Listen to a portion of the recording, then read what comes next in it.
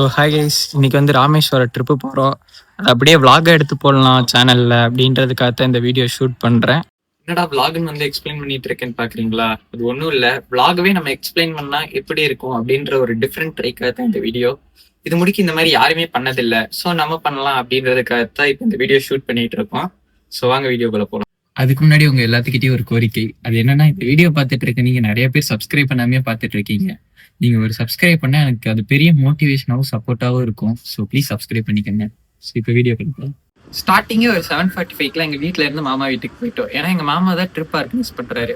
So அங்கே போய் பார்த்தா எங்கள் கிட்ட 8 மணின்னு சொல்லிட்டு அவங்க உட்காந்து சமைச்சிட்டு இருக்கிறாங்க. என்னன்னு கேட்டால் 10 மணிக்கு தான் கிளம்புன்ட்டாங்க. வேற வழியே இல்லாமல் 10 மணி முடிக்க அவங்க சமைக்கிறதே உட்காந்து வேடிக்கை பார்த்துட்டு, அதுக்கப்புறம் சமைச்சு முடிச்சதுக்கப்புறம் எல்லாத்தையும் பஸ்ல எடுத்து வச்சுட்டு ராமேஸ்வரம் ட்ரிப் கிளம்பிட்டோம். ஆரம்பிச்ச 1/2 hour முடிக்கும் நான் வெளியில வேடிக்கை பார்த்துட்டு ஜாலியாக வந்துட்டு இருக்கேன்.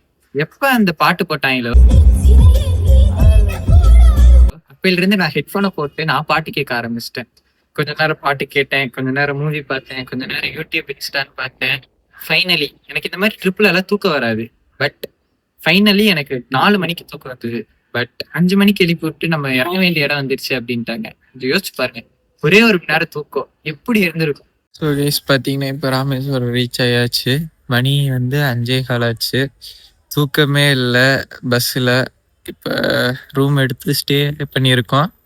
இனி கடலுக்கு போவோம். அந்த இடத்துல ஃபோன் அலோடு இல்லையாமா. ஸோ அங்கே போயிட்டு என்ன நடந்ததுன்னு நான் எக்ஸ்பிளைன் வேணா பண்ணுறேன்.